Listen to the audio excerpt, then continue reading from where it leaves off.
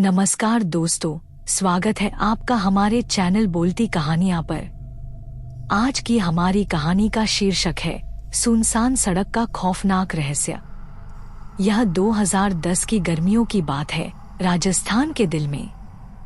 मुझे यह अच्छी तरह से याद है क्योंकि हवा में एक अजीब सी गर्मी थी जो आपकी हड्डियों में घुस जाती थी, आपको बेचैन और प्यासा छोड़ देती थी।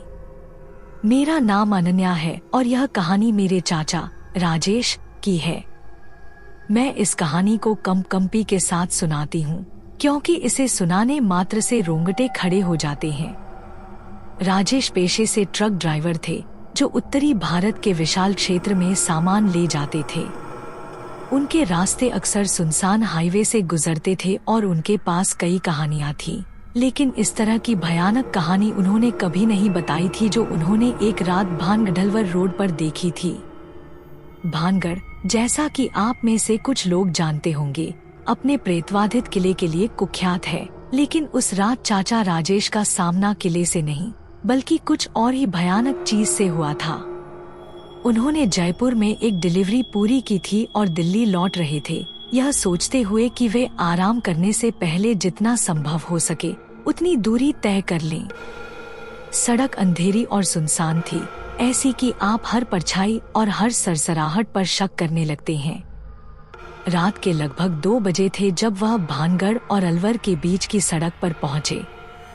वहां एक अजीब सा सन्नाटा था जो हर छोटी आवाज को एक खतरनाक संकेत बना देता था।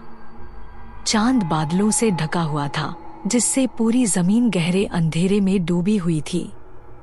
वह रेडियो चालू करने वाले थे ताकि सन्नाटा टूट सके, तभी उन्होंने उसे देखा। एक महिला साधारण लाल साड़ी में सड़क के किनारे खड़ी थी, उसका चेहरा घूंघट के नीचे छिपा हुआ था। उस समय वहां किसी को देखना असामान्य था और उनका पहला विचार था कि वे गाड़ी चलाते रहें। लेकिन जैसे ही वे पास पहुंचे, उन्होंने देखा कि वह महिला बेतहाशा हाथ हिला रही थी, उनका ध्यान आकर्षित करने की कोशिश कर रही थी। अपने बेहतर फैसले के खिलाफ यह सोचते हुए कि शायद वह किसी मुसीबत में है, उन्होंने गाड़ी रोक दी। क्या आपको मदद की जरूरत है? उन्होंने खिड़की को थोड़ा सा नीचे करते हुए पूछा। महिला पास आई, उसकी चाल तेज थी लेकिन अस्थिर रूप से सहज। उसने अपना घूंघट थोड़ा सा उठाया, इतना कि वे उसकी आंखें देख सके, गहरी खोखली आंखें जो उनकी आत्मा में झांक रही थी। उसने कुछ नहीं कहा, केवल सड़क की ओर इशारा किया जिस दिशा में वे जा रहे थे। उनका दिल तेजी से धड़कने लगा, लेकिन उन्हें उसके इशारे का पालन करने के लिए मजबूर महसूस हुआ, सड़क की ओर देखने के लिए। जब उन्होंने वापस देखा, वह गायब हो चुकी थी। पीछे के दृश्य दर्पण में उसका कोई निशान नहीं था, न ही कदमों की आवाज, बस गायब। उन्होंने सिर हिलाया, सोचते हुए कि शायद उनका थका हुआ दिमाग उनके साथ खेल रहा है, और गाड़ी चलाते रहे। लेकिन आगे की सड़क अंधीन लग रही थी, अंधेरा गहरा और भारी। काफी देर बाद उन्होंने आगे एक मध्यम रोशनी देखी। एक मानव उपस्थिति की सोच से उन्हें राहत मिली। जैसे ही वे पास पहुंचे, उन्होंने महसूस किया कि यह एक छोटा सा सड़क किनारे का चाय स्टॉल था। उसकी टिमटिमाती लालटेन लंबी नाचती छायाएं बना रही थी। उन्होंने गाड़ी रोकी, यह तय करते हुए कि वे एक ब्रेक और एक मजबूत चाय लेंगे ताकि उनके नसें स्थिर हो सके। स्टॉल एक बूढ़े आदमी द्वारा चलाया जा रहा था। उसका चेहरा मौसम की मार झेल चुका था, उसकी आंखों में कठिन अनुभवों का जीवन प्रतिबिंबित हो रहा था। राजेश ने चाय का ऑर्डर दिया और बातचीत शुरू की। उस महिला का जिक्र किया जिसे उन्होंने पहले देखा था। बूढ़े आदमी की प्रतिक्रिया तुरंत और तीव्र थी। उसकी आंखें डर से चौड़ी हो गईं और उसने अपनी गर्दन में लटके एक छोटे से लॉकेट को कसकर पकड़ लिया। तुमने उसे देखा? लाल साड़ी वाली महिला, बूढ़े आदमी ने कांपती आवाज में पूछा। राजेश ने सिर हिलाया, भ्रम और बढ़ती भय की भावना के साथ। तुम्हें अभी यहाँ से जाना चाहिए। वह कोई जीवित महिला नहीं थी। यह सड़क शापित है। कई लोगों ने उसे देखा है और जो चेतावनियों को नजरअंदाज करते हैं। उसने बात अधूरी छोड़ दी, चारों ओर नजर दौड़ाते हुए मानो वह महिला कभी भी प्रकट हो सकती है। राजेश की चाय उनके हाथों में ठंडी हो गई जब बूढ़े आदमी ने उन्हें उस किंवदंती के बारे में बताया। सालों पहले एक दुल्हन को उसकी शादी की रात बेरहमी से मार डाला गया था। उसे सड़क के किनारे मरने के लिए छोड़ दिया गया था। तब से उसकी आत्मा उस सड़क पर भटकती है, मदद मांगती है, बदला चाहती है। जिन्होंने उसे देखा और चेतावनियों को नजरअंदाज किया, वे अक्सर सड़क के आगे घातक दुर्घटनाओं का शिकार हुए हैं। आडंबर को खुद पर हावी न होने देने का संकल्प लेते हुए राजेश ने डर को झटकने की कोशिश की और बूढ़े आदमी को धन्यवाद दिया, फिर वापस अपने ट्रक में चले गए। उन्होंने अपनी गति को मध्यम रखने का फैसला किया, किसी भी खतरे के संकेत के लिए आंखें खुली रखीं। कुछ किलोमीटर आगे सड़क पर उनका ट्रक अचानक रुक गया।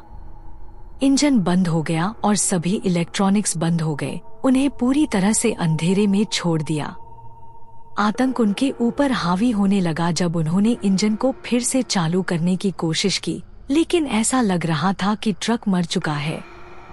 उन्होंने अपनी टॉर्च पकड़ी और इंजन के नीचे देखने के लिए बाहर निकले। हर नस में तनाव, सन्नाटा सुनाई दे रहा था, केवल एक दूरस्थ पक्षी की आवाज इसे तोड़ रही थी। जैसे ही उन्होंने इंजन के साथ छेड़छाड़ की, उन्होंने सुना एक नरम, लगभग सुनाई न देने वाली फुसफुसाहट। उन्होंने चारों ओर घुमाया, टॉर्च की रोशनी अंधेरे को चीरती हुई, लेकिन वहां कोई नहीं था। बस खाली सड़क और दबाव वाला रात का माहौल। फुसफुसाहट फिर से आई, इस बार सड़क के दूसरी तरफ से। यह एक सांस की गूंज की तरह था, उनका नाम पुकारता हुआ। उनका शरीर डर से कांप गया जब उन्होंने टॉर्च की रोशनी घुमाई, स्रोत की बेताब खोज करते हुए। तभी उन्होंने उसे फिर से देखा, लाल साड़ी वाली महिला सड़क के बीच में खड़ी, उसका घूंघट हवा में लहराता हुआ। डर से जड़वत होकर उन्होंने देखा कि वह धीरे धीरे अपना घूंघट उठा रही है। उसका चेहरा दर्द और क्रोध का एक भयानक मुखौटा था, उसकी आंखें एक अजीब अग्नि से जल रही थी। उसने उनकी तरफ बढ़ना शुरू किया।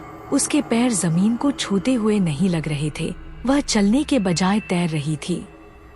राजेश पीछे हटे, अपनी ही हड़बड़ाहट में अपने पैरों से ठोकर खाकर गिर गए। वह ठंडी निगाहों को महसूस कर सकते थे, उसकी उपस्थिति दम घोटने वाली थी। वह बेतहाशा अपने ट्रक में घुसे, दरवाजे बंद कर लिए, लेकिन वह पहले से ही वहां थी। उसकी चेहरा खिड़की के खिलाफ दबा हुआ था, उसकी आंखें उनकी तरफ जमी हुई थी। एक अंतिम निराशाजनक कदम में उन्होंने इग्निशन में चाबी घुमाई, प्रार्थना करते हुए कि ट्रक चालू हो जाए। चमत्कारिक रूप से इंजन गड़गड़ाने लगा। बिना पीछे देखे उन्होंने एक्सीलेटर को दबा दिया, लापरवाही से सड़क पर भागते हुए। उन्होंने तब तक गाड़ी चलाई जब तक सूरज की पहली किरणें क्षितिज पर नहीं फूट गईं। कोई भी आत्मा नजर में नहीं थी।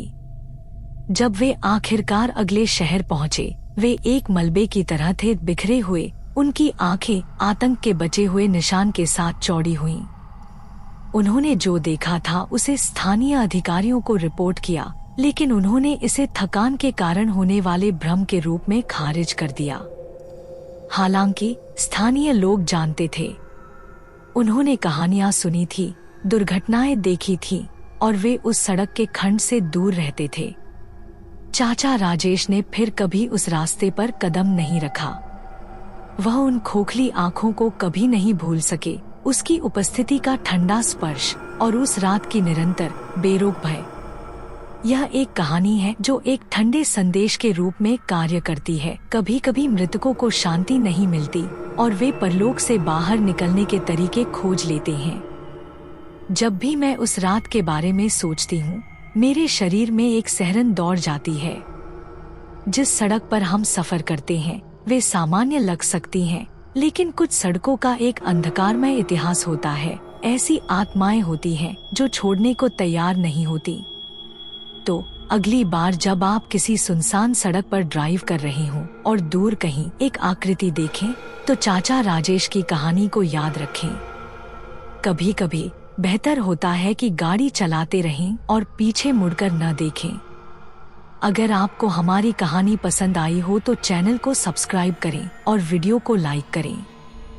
आपके इस प्यार से हमें और अच्छी कहानियां आपके लिए लाने में प्रोत्साहन मिलता है। आपको ये कहानी कैसी लगी, कमेंट में जरूर बताएं।